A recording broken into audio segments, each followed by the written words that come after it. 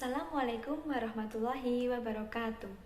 Kami di sini akan menyampaikan hasil diskusi kami mengenai tentang kenakalan remaja.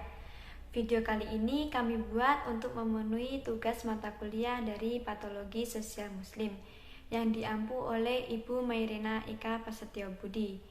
Kami dari kelompok 8 yang beranggotakan saya Miftah Dewi Siti Mubayana dan Wildan Arozaki. Kami dari kelas PPIB IAIN Ponorogo.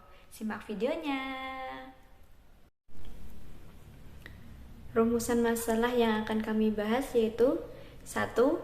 Pengertian tawuran remaja. 2. Fenomena tawuran remaja di Indonesia. 3. Dampak tawuran remaja. 4. Pandangan Islam terhadap tawuran remaja. Dan yang terakhir, cara menanggulangi narkoba pada remaja. Ya, sebelumnya saya akan menjelaskan tentang apa itu tawuran dan apa itu pelajar. Yang pertama yaitu tawuran. Tawuran adalah suatu perbuatan yang sangat-sangat tidak pantas untuk dilakukan karena itu hanya untuk merugikan orang lain, lebih tepatnya kepada publik. Sementara pelajar yaitu pelajar adalah orang yang masih berada di tahap pembelajaran. Bisa dikatakan tawuran antar pelajar yaitu tawuran yang dilakukan oleh sekelompok atau banyak orang yang masih berada di tahap SMA atau SMK. Dan tawuran itu sendiri sudah masuk kategori di dalam kenakalan remaja. Kenapa kok sudah dikategorikan ke dalam kenakalan remaja? Karena kenakalan remaja itu didominasi oleh sekelompok remaja yang melakukan aktivitas yang tidak patut untuk dilakukan. Ya, seperti macam tawuran, terus perkelahian antar pelajar. Yang selanjutnya yaitu fenomena tawuran yang ada di Indonesia. Sudah kita ketahui tawuran ini sudah sangat berlangsung sangat lama, yaitu mulai pada tahun 1989 yang bertempat di kota Jakarta.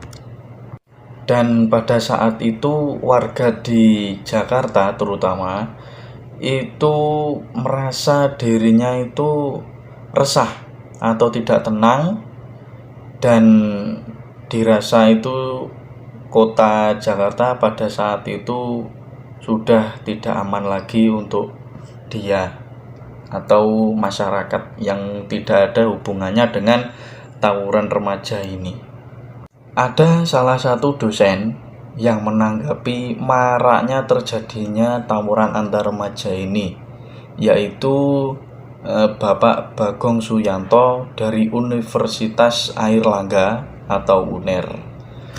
Tanggapannya yaitu hal tersebut bisa disebabkan karena beberapa faktor, yaitu warisan yang sebelumnya dan subkultur sok jagoan di kalangan masyarakat marginal.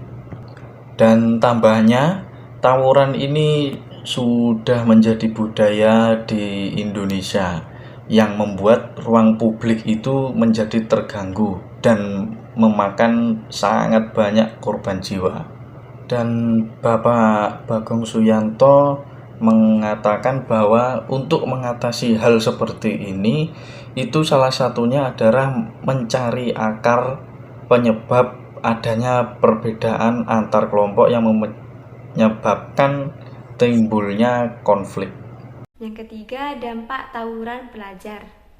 Perbuatan ini berujung fatal dan berdampak merugikan diri sendiri dan masyarakat lain. Misalnya merugikan diri sendiri yaitu nyawa akan terancam dan kemungkinan besar akan meninggal dunia. Adapun kerugian yang disebabkan oleh perbuatan buruk ini yaitu A. Kerusakan tempat tawuran. Dalam hal ini, kerusakan yang disebabkan oleh pelaku tawuran, yaitu bisa jadi fasilitas umum. Fasilitas umum yang seharusnya menjadi fasilitas yang dipakai bersama-sama malah rusak disebabkan oleh para pelaku tawuran yang tidak bertanggung jawab. B. Rusaknya citra baik sekolah. Citra baik yang seharusnya disandang oleh sekolahan tersebut akan menjadi jelek karena para murid-murid yang berada di sekolah tersebut melakukan hal yang merusak nama baik sekolahnya sendiri. Dan menjadi akreditasi sekolah tersebut kemungkinan bisa menjadi turun atau jelek karena hal yang sepele tapi merugikan. C. Adanya korban jiwa. Tawuran antar pelajar selain merusak fasilitas masyarakat dan merusak citra baik sekolah, yaitu bisa menyebabkan adanya korban jiwa.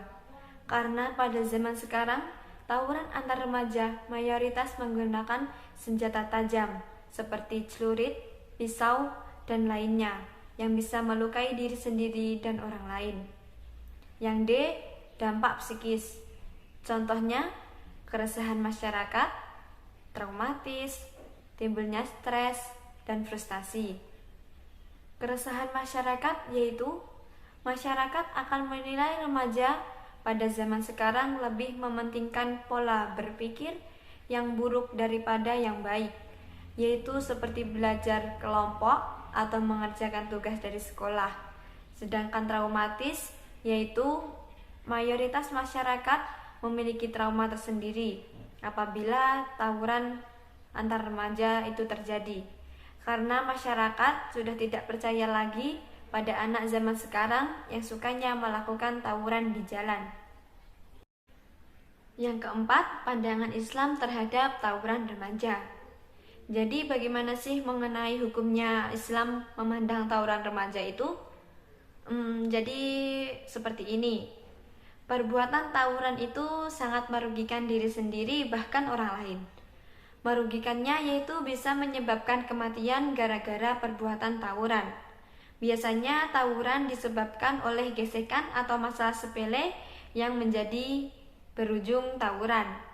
Majelis Ulama Indonesia mengeluarkan fatwa bahwasannya perbuatan tawuran tersebut adalah perbuatan yang haram karena bisa menyebabkan kematian, karena saling bunuh-membunuh dan itu sangat dilarang di dalam ajaran Islam.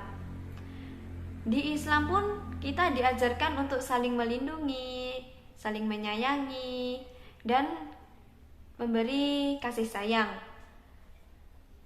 Jadi tawuran pelajar itu di Islam hukumnya haram. Jangan sampai kita ikut-ikut tawuran yang bisa menyebabkan kematian. Itu sangat membahayakan kita sendiri dan orang lain.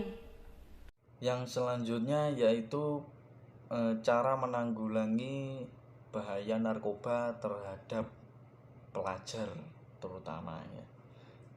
Bahaya narkoba ini sudah ramai diperbincangkan karena semakin banyak pelajar di Indonesia itu yang memakai atau pemakai narkoba. Dari sisi lain, penyebab tawuran antar remaja itu diakibatkan oleh banyaknya pengguna atau pemakai narkoba yang masih tergolong itu pemakainya adalah pelajar. Dan ada pula dampak negatif atau dampak buruk narkoba ini bagi kesehatan. Yang pertama yaitu perubahan sikap pada diri remaja tersebut, terus kepribadiannya itu berubah, emosi tidak terkontrol, seperti mudah marah dan mudah tersinggung. Nah, lalu bagaimana untuk mengatasi maraknya penggunaan narkoba di kalangan antar pelajar? Yang pertama yaitu yang pasti adalah bimbingan dari orang tua itu sendiri. Kenapa kok bimbingan dari orang tua itu sendiri? Karena yang bisa menyadarkan atau merubah sikap atau memotivasi remaja tersebut adalah orang tua itu sendiri. Jadi orang tua wajib memberikan motivasi kepada anaknya sebelum terjerumus jauh di narkoba itu sendiri. Terus yang kedua yaitu membatasi jam main malam. Kenapa kok dibatasi? Karena khawatirnya nanti ke depan anak itu akan bisa jadi susah diatur, terus nanti pas sekolah itu ngantuk, dan yang paling utama itu juga dapat menghindari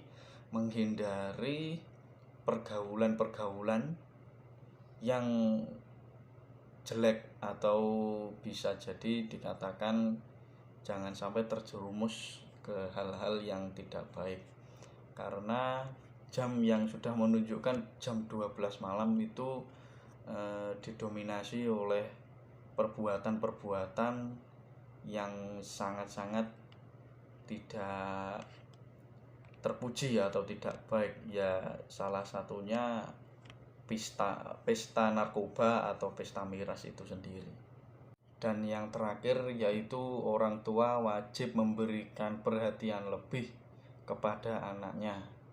Orang tua memberikan perhatian lebih kepada anaknya itu agar supaya anaknya itu nurut apa yang diperintahkan oleh orang tua, dan insya Allah tidak terjerumus ke hal-hal yang negatif itu, karena sudah diberi pengertian bahwa narkoba ini bahaya, tawuran ini tidak baik, hanya merugikan diri sendiri dan orang lain.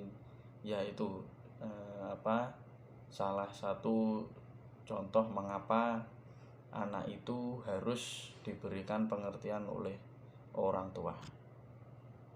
Dan ya, sekian presentasi kami. Mohon maaf apabila ada kata yang kurang berkenan atau salah kata. Saya mohon maaf. Akhirul kalam. Wassalamualaikum warahmatullahi wabarakatuh.